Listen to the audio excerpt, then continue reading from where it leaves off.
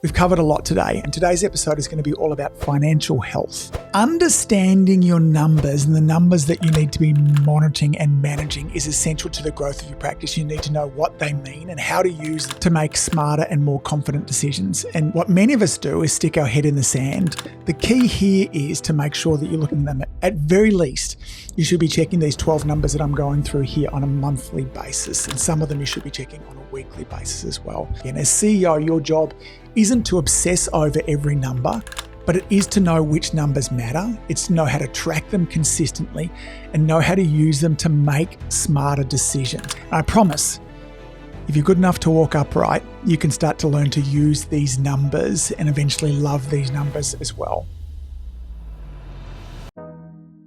Good morning, good afternoon, and good evening, folks.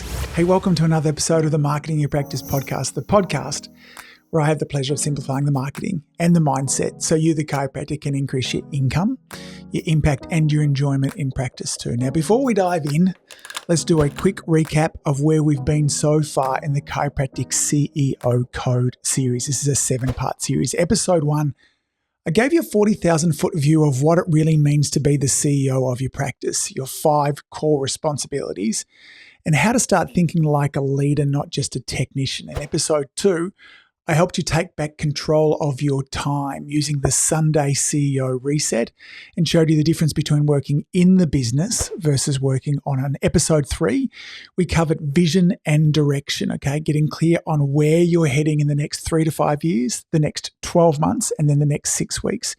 And in last week's episode, episode 4, we focused on marketing and visibility, helping you to define who you're perfect for and how to consistently share a message across owned, borrowed, and bought media channels, okay? So if you've missed any of those, you can go back and review those. So this is part 5 in this series here, this 7-part. I want you to think of this a little bit like a mini MBA designed to help you step out of the technician mode and start leading your practice like a true CEO. And today's episode is going to be all about financial health, okay? Now this scares many chiropractors. It used to scare me a lot, and at times it still does as well. But understanding your numbers and the numbers that you need to be monitoring and managing is essential to the growth of your practice. You need to know what they mean and how to use them to make smarter and more confident decisions. And what many of us do is stick our head in the sand. And I'll take you through, there are 12 different numbers here. I'm going to explain them to you and what they mean. You can put together a little spreadsheet. You can start to chat to your accountant, your bookkeeper about this. And I promise, if you're good enough to walk upright, you can start to learn to use these numbers and eventually love these numbers as well. Now, before we get into the actual numbers, I want to talk with you a little bit about frequency. Like, how often should we be tracking these metrics? And here there's a lot of debate and a lot of difference, okay? So one of the biggest mistakes that chiropractors make is not looking at their numbers often enough, okay, and only checking them when they go wrong. Now, does this mean that I should be checking my numbers every day? Well, no, most numbers you don't need to be checking every day because we can become a bit obsessive over it. We want to avoid that, but we also want to avoid not looking them at all, okay? So we want to track weekly those things that we want to influence quickly and track monthly those things that reflect longer term patterns, okay? So, weekly metrics might be things like new patients and patient visits, rebooking rates, cancellation, no-show rates as well. Monthly metrics might be more like your overhead, your break even, your profit, your referral percentage, retention, average case value, lifetime value. These sorts of things here we might start to look at monthly. Now, I'm going to go into a lot more detail into some of those in particular as well, okay? The key here is to make sure that you're looking at them. At very least, you should be checking these 12 numbers that I'm going through here on a monthly basis, and some of them you should be checking on a weekly basis as well.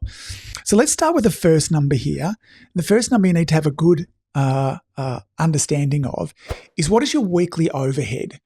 What is the baseline here? This is how much it costs you to keep the doors open, and this includes your wage, okay? So you have to be paying yourself in order to be keeping the practice open. So if you're not including your wage here, you're not truly sustainable, all right? We can't be working for nothing. Now, why does this matter? It defines the minimum financial target. It's important to know this number. It prevents you from undervaluing your time. It's like, how many people have I got to see each and every week before I start to make $1 out of the practice or start to make a profit? So this guides a lot of our decision making, keeps us in the real world as well with decisions, okay?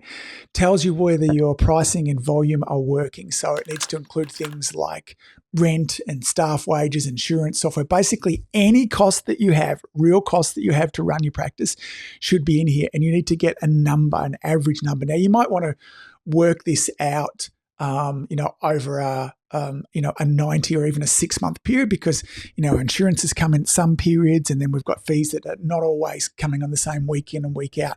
But we want a number to come with, okay? Now, once we've got this, the next thing we want to track there is, what is our break-even point, okay? How many visits cover that overhead? So this metric here translates your overhead into something that you can feel tangible about. Visits per week. I like my clients to understand this, okay? This makes the finances tangible, makes it motivational, and helps you set meaningful targets, okay? So in essence, your overhead divided by your average fee per visit. So if your weekly overhead happens to be $4,000 and your average visit is $75 as well, 4,000 divided by 75 is 53.3 visits, okay? Or we'll call it 54. This number tells us I need to see 54 visits per week just to stay afloat. Anything less than this, I'm not paying myself and I'm not going to be covering my bills, okay? This metric translates your overhead into something that you can now start to feel and plan around, okay? It helps with decision-making down the track with regards to when can we bring on more staff, when can I bring on associates as well. Again, the key thing here is it makes it tangible. How many people do I need to see to make sure that I'm covering the bills here as well? It also helps you set meaningful targets. Now, once we've got these two standard, okay, what is our overhead? What is our break even, right? We can start to look at some more nuance. So again, if there's only two things that you should be looking at, you need to know those two numbers, okay? What's my break even and what are my overheads? And then we can start to get a little bit fancier. None of this is fancy. I'm giving you 12 really basic ones here. The number 3 metric we're going to measure here is rebooking rate. And this tells us, are people coming back? This is the percentage of appointments that are rebooked across all visits, not just visit 1 and not just visit 2. Why does it matter? It's a strong predictor of retention and trust, and reflects how well you're communicating the value of continued care and building momentum.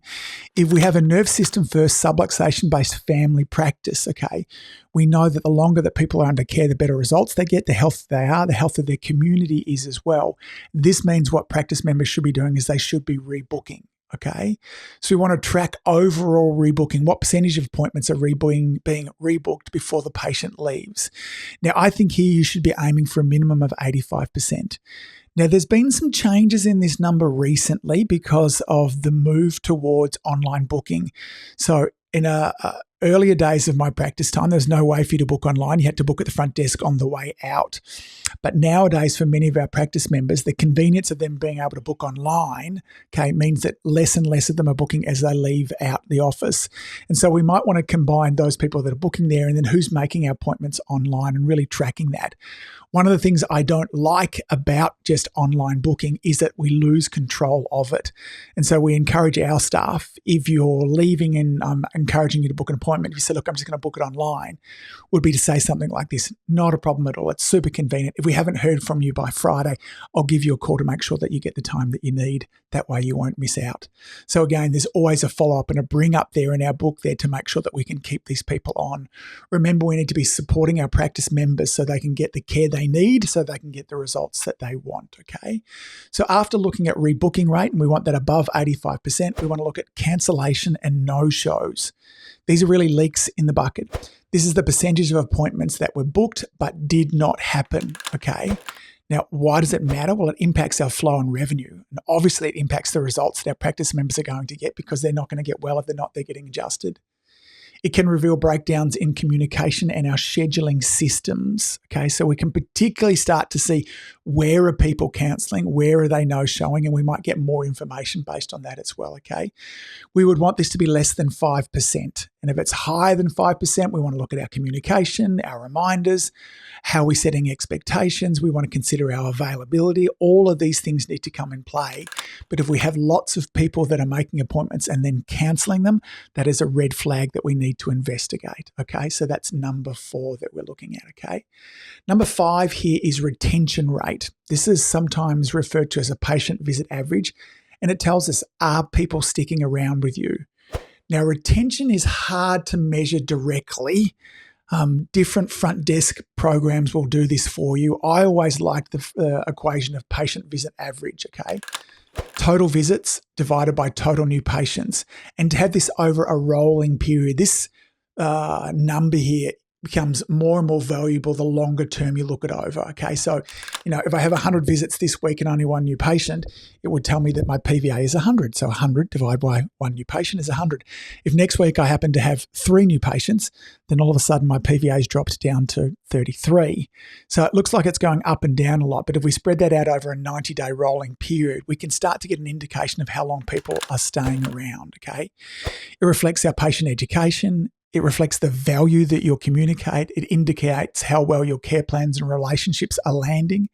And as I mentioned, this is best tracked over a minimum of 90 days. If your patient visit average is low, patients likely don't understand the value of staying. If it's high, you're likely educating well and you're delivering really strong results. All right, let's jump on to number 6 here. This is average case value. This is the short-term return on investment on your front end. Okay, we're going to do a short-term and a long-term here. This tells you how much revenue you generate on average from each new patient during their initial phase of care. Now, I like to look at the first 90 days. I know some practices look as little as the first 30 days. It doesn't matter what time period. I would say somewhere between 30 and 90 days is what you should be looking at, okay? It helps particularly with our marketing dollars. It lets us know about our communication. It lets us know about our retention. So if we had 20 new patients that generated 24 grand of income over the last 90 days, 24,000 divided by 20 equals $1,200. That's the average case value. Now, this gives us a short-term sense of the value of our new patients. If we know that a new patient is worth $1,200 to us and the marketing that we're doing, we know that it costs us $150 to get that person in, can I spend $150 to get a $1,200 return? Then mostly the answer is hell yes. But if we don't know these numbers, we don't know how much we can spend on a new patient. So a marketing opportunity might come up to you where it is $200 for a high quality new patient. Maybe that's from your Google or a screening that you're doing there as well. When we know our numbers, we know how much we can invest into it. So that's an average case value, a short-term one as well, the two. Now, number 7 we can look at here. This is lifetime value. So not just in the first 90 days, but what's a lifetime value? This is an estimate, again, of total revenue of patient brings in over the entire relationship.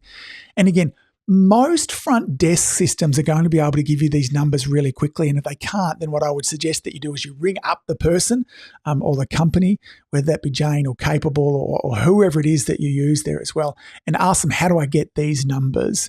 Many of them, what it'll actually do is it'll print these out for you. It'll put it into a spreadsheet. It'll give you a monthly report as well, okay? Now, this shows the compounding effect of trust, results, and retention when we can see lifetime value there. It helps you understand the full potential of each patient. Now, again, it can be hard to calculate precisely, but even a rough look at it is helpful. And this is something that you want to go back to your front desk system again. Again, this helps with marketing dollars, with spend. It helps to look at, future cash flow of the practice also. All right, let's get on to our next one. Number 8, this is referral percentage. Are your practice members talking about you? This is the percentage of new patients who come in because of an existing patient told them. Now, why does it matter? Because it indicates the strength of community trust. It's a great reflection of what sort of job you're doing. Are people liking what you're doing? Okay. It helps you measure reputation and experience quality. Okay. Are you doing a great job with people in your community? And if you are, they'll be telling others. This is a good one for you to be tracking monthly or quarterly, and it should be a consistent part of your new patient flow. In terms of benchmark numbers for this, it was interesting because I put out a call to a number of chiropractors a couple of months ago, asking them what did they think was reasonable from this. And I had a whole bunch of things come back to me. I would think this, at a bare minimum, it should be 1 referral per 100 patients that you're adjusting each and every week. If it's any less than that, then there are some red flags and alarm bells going off, okay? And some people suggest it as many as kind of 3 to 5 per 100. So the minimum I would expect is 1 referral per 100 patient visits per week as well. All right, let's go on to the next one. This is number 9 here. Staff cost as a percentage of revenue. This tells us, are you scaled right? This helps to assess whether your practice is over or understaffed, okay? It balances profitability with quality of care and service. It prevents overhiring or understaffing burnout. As a general guide, somewhere between 20 and 30% of revenue is that sustainable range. If it's over 35, it might be time to look at your revenue. Like, again, we've got too many staff people in there. I was able to run a practice that was seeing mid 400s a week with 1 full-time staff person and 1 part-time staff person. It still amazes me how many chiropractors have way too many staff people on, okay? If they're trained well and they're doing their job, most practices don't need any more than 2 staff people on at any time as well, okay? So staff and cost. All right, on to number 10. We're getting towards the end. Are you hanging in there with me? I know this is a lot of numbers. And if you're listening to this in the car as you're going along or going for a walk at the moment, it might be worth coming back to this, looking at the show notes, particularly over on the website. I'll have all of these metrics there for you, okay? So we want to look at reporter findings, acceptance rate. Do people commit to care? And again, here you're going to need to define, what does commit to care mean, okay? One way to track this, and the bare minimum I would suggest, is, are they at least getting to their 12-visit re-exam? What percentage of people get to their 12-visit re-exam? And again, we used to like to look at this right up to 90 days. It reflects communication, clarity, trust, and alignment. Now, if practice members, again, how is this useful for us? If practice members aren't getting to their first initial 12-visit re-exam, this has everything to do with your initial consultation, your report of findings. Okay, if we're finding, though, that practice members aren't getting right up to day 90, it probably has more to do with your daily interactions and your adjustments, okay? But either way, what we need to be doing is looking at our report of findings acceptance rate. Have we got at least 80% of our patients getting their way through to the 12-visit re-exam? Low rates signal our need to improve your report of findings flow and address objections earlier as well, okay? And the final one we're going to have a look at here, number 11, I think I said 12 before, but we're up to number 11 here. It's just quite simply our monthly profit. What's left over after everything is paid, including you? We want to look at this. This is the number that tells you how well your business is performing after all expenses, including paying yourself fairly, is accounted for, okay? It shows the sustainability of your practice. It's the reflection of the hard work that you've been putting in. It supports future planning, investing, and breathing room as well, okay? Profit isn't just what's left in the bank there as well. It's what's left after everyone, including you, has been paid appropriately, okay? A profitable practice is one that creates opportunity, freedom, and longevity. This is the goal, folks, okay? When we come in and we know that there's profit left at the end of each month, we show up different to our practice members. All right, so let's wrap all this up. We've covered a lot today, and I know talking about numbers for some of you have probably switched off. And if that's the case, then get a coffee, come back and listen to this again. As CEO, your job isn't to obsess over every number, but it is to know which numbers matter. It's to know how to track them consistently and know how to use them to make smarter decisions, okay? So let's review the numbers that we went over again really quickly. We talked about weekly overhead, okay? You need to know your baseline expenses, including your wage. What is your break-even point? How many patients do I need to see each week just to stay afloat? What is the rebooking rate, okay? Are patients staying on track with their care? What is the no-show or the cancellation rate, okay? Where are there leaks in the bucket? So we want to find out what percentage of these. We want these less than 5%, but we could also get a little bit more granular and work out where are people dropping out, okay? How many new patients are we seeing, okay? This is the fuel for the front end of the practice, okay? It's not just about new patients. It's also about retention rate. We talked about the patient visit average. Are you staying, or are practice members staying long enough for you to get the results they need? What is your average case value? We talked about this in terms of 2 forms. Short term in terms of the first 90 days, and then also a long-term lifetime value as well. We wanted to track referral percentages. Okay. We also wanted to look at staff costs as a percentage of revenue, reporter findings acceptance rate. So do people commit to that first 12 visits? And then finally, monthly profit as well. Those are the numbers that we need to be looking at. Now, the action step for you from this episode is to put together a simple spreadsheet, okay? Track all 12 of these financial metrics. Don't try and master them all at once. Start by capturing the data so you can then begin to learn at it, okay? And in many ways, what we want to do is start from the highest number that I just went through and work your way through, okay? So monthly profit we get to after we've done all the things beforehand. Now work with your CA, your accountant, your bookkeeper. Go into this as a real newbie. And again, there's no silly questions for you to ask with this. It may well feel overwhelming at first, but this is how you build true confidence and control as a CEO. One metric at a time, one conversation at a time, and you can gain a real sense of mastery over this in as little as the next 60 to 90 days. Remember, you cannot lead what you don't measure, and you can't improve what you don't track. What gets measured gets managed, and what gets managed gets better as well. So, next week, we're going to come back and we're going to talk about team and culture. We'll explore how to hire well, train consistently, and how to create a culture of accountability and purpose. Even if you've struggled with this in the past, we'll talk about the difference between a family vibe and a high-performance team, how to onboard new team members with confidence, and how you need to lead your team like a coach, not like a buddy. But folks, that's it for today. Thanks for all that you do. Keep saving lives, and I look forward to seeing you back here next week. See you soon. Bye.